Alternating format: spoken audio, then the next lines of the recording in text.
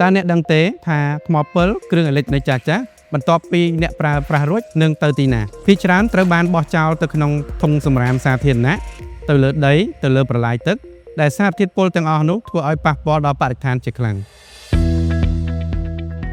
ជំរាបសួរខ្ញុំបាទឈ្មោះប៉ាសជាតិជានាយកប្រតិបត្តិនៃក្រុមហ៊ុន Ecobat Energy Cambodia ក្រុមហ៊ុន Ecobat Energy Cambodia ត្រូវបានបង្កើតឡើងក្នុងឆ្នាំ2019ហើយក៏ជាក្រុមហ៊ុនដំបូងតែមួយគត់នៅក្នុងប្រទេសកម្ពុជាដែលយើងបានទទួលសិទ្ធិនិងអាជ្ញាប័ណ្ណពីក្រសួងបរិស្ថានក្នុងការប្រមូលទុកដាក់អាគុយថ្មពិលក៏ដូចជាគ្រឿងបរិក្ខារអគ្គិសនីអេឡិចត្រូនិកចាស់ៗក្រុមហ៊ុន Ecobat Energy Cambodia ផ្ដល់សេវាកម្មចំនួន3សេវាកម្មទី1គឺការផ្ដល់ធុងថ្មពិលនិងការប្រមូលថ្មពិលមកទុកដាក់ឲ្យបានត្រឹមត្រូវ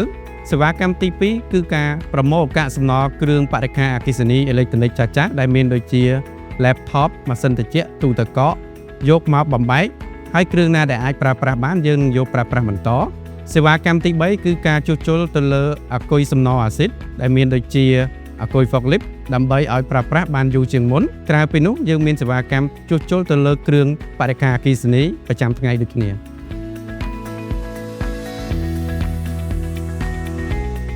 សមិទ្ធផលរបស់ Ecobat តាំងពីចាប់ផ្ដើមមកយើងមានក្រុមហ៊ុនឯកជននិងរដ្ឋបានចូលរួមដែលមានដូចជាស្ថាប័នរដ្ឋមានចំនួន22ក្រុមហ៊ុនឯកជនមាន172ស្ថានទូតចំនួន2សង្គមស៊ីវិលចំនួន6ដែលក្នុងនោះយើងដាក់ធុងថ្មពិលចំនួន200ធុងដែលបានប្រមូលមកវិញថ្មពិលចំនួន10តោនកាកសំណល់អគ្គិសនីអេឡិចត្រូនិក32តោន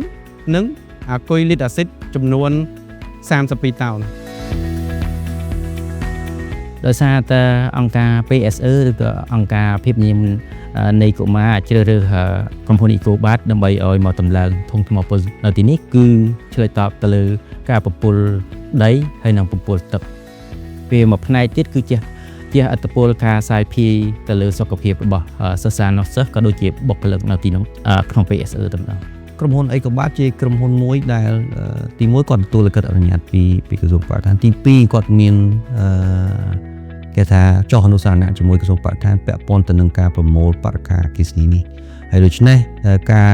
យកប្រមូលនិងទុកដាក់សំណល់ទាំងអស់នេះគឺគាត់គឺអនុលោមទៅតាមបទតាមបច្ចេកទេសហើយគាត់ជារាជបាលប្រជាភិខាងដែរគាត់ជាក្រុមហ៊ុនមួយដែលសហការយ៉ាងជិតស្និទ្ធជាមួយក្រសួងបរិស្ថានជំហានបន្ទាប់របស់ក្រុមហ៊ុន Ecobat គឺយើងនៅតែធ្វើការបន្តការផ្សព្វផ្សាយអំពីផលប៉ះពាល់និងការប្រមូលថ្មពិលអាគុយកាកសំណល់គ្រឿងបរិក្ខារអគ្គិសនីហើយបើសិនបើជាចំនួនបរិមាណដែលយើងប្រមូលមកបានច្រើនជាចក្ខុវិស័យរបស់ក្រុមហ៊ុន Ecobat ទៅថ្ងៃអនាគតយើងនឹងធ្វើការកែច្នៃនៅកាកសំណល់ទាំងអស់នេះដោយខ្លួនឯងដែលបច្ចុប្បន្ននេះយើងកំពុងតែធ្វើការជាមួយនឹងដៃគូអ្នកបច្ចេកទេសដែលមានទាំងក្នុងនិងក្រៅប្រទេសពីក្រុមហ៊ុន Ecobat សូមលើកទឹកចិត្តដល់ប្រជាជននិងស្ថាប័នទាំងអស់ឲ្យចូលរួមជាមួយនឹងក្រុមហ៊ុន Ecobat ក្នុងការប្រមូលទុកដាក់កាកសំណល់បរិក្ខារអគ្គិសនី